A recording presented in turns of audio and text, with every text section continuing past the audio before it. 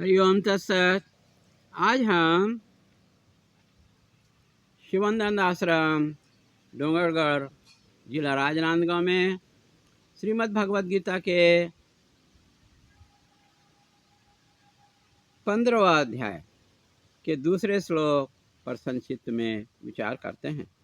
श्लोक है अधस्य श्रोत्वस्य प्रतिथस्य शाखा गुण प्रविद्या विषया प्रवालाः अधस्य मूल्यानुसन्तन्ततानि कर्मानुबंधीनि मनुष्य लोके। अर्थात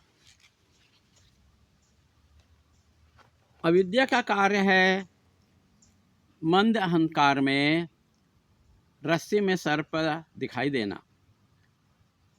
तो फिर सर्प कहाँ से पैदा हुआ, किस बीज से आया?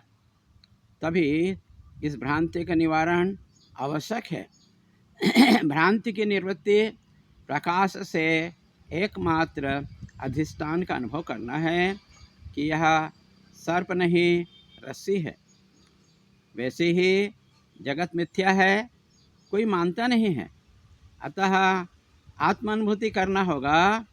इसलिए वृक्ष का दृष्टांत देते हैं, जिससे अधिष्ठान के ज्ञान से संसार नष्ट होगा।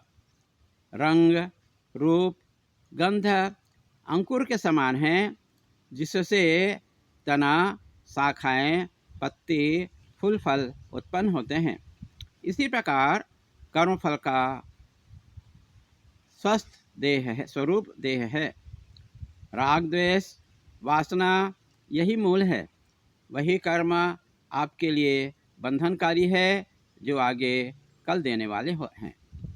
देवता का राजा इंद्र और असुरों का राजा विरोजित दोनों अज्ञानी थे। ज्ञान प्राप्ति के लिए ब्रह्मा के पास गए। विरोजित शरीर को ही आत्मा मान करके लौट गया। इसलिए राक्षसगण शरीर के संग को आत्मा मान करके शरीर की सेवा करते हैं। लेकिन देवता देवराज इंद्र 33 वर्ग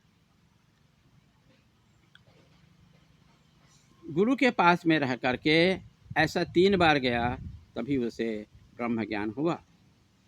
पुरुष को अपने प्रयत्न के बिना कुछ भी फल नहीं मिलता है। इसलिए स्वतः हो जाएगा कभी मत सोचना। परंतु भगवान के शरणागत होने पर भगवान फल देते हैं। जैसे द्रौपदी भगवान के शरणागत थी, तभी वह अक्षय प्राप्त हो चुकी थी। फिर भी दुर्वासा के लिए भोजन कहाँ से आता? लेकिन भगवान एक पत्ते को खोज निकाले। यह है शरणागत का फल। सामान्यतः व्यक्ति एक क्षण भी बिना कर्म किए नहीं रह सकता है। नए नित्य करते हैं तो आगे संचित फल मिलेगा। मन चलाते रहता है तो प्रवृत्ति होती रहती है। तब निवृत्ति कहाँ से होगी? प्रवृत्ति का कारण विषयों का आकर्षण है, तो फिर विषय भोग के लिए कर्म करते हैं। कभी राग कभी द्वेष कर्म कराता है। विषय वासना का मूल कारण अविद्या है। फलाकांक्षा पूर्वक कर्म करने से बार बार जन्म लेना पड़ेगा। सकल वेद का अध्ययन किए कुछ विद्वान अविद्या काम भोग करके रोचक वृत्ति करते हैं। स्वयं भ्रमित रहते हैं और दूसरों को भी भ्रमित करते रहते हैं। लोगों को डांटते डराते हैं, कहते हैं दूसरे को सुनोगे तो नरक में जाओगे। लेकिन वल्लभाचार्य प्रवर्तक शिव का नाम सुनना पसंद नहीं करते। यह द्वेष है जो नहीं करना चाहिए। द्वेष करने पर मोक्ष तो होगा नहीं। तभी नचिकेता ने 100 वर्ष आयु का वरदान ठुकरा दिया। लालच में नहीं आया, उसने श्रेय मार्ग को चुना और मोक्ष के लिए प्रयास करना चाहिए, और वह उसे मोक्ष प्राप्त हुआ। हरिओम तत्सत।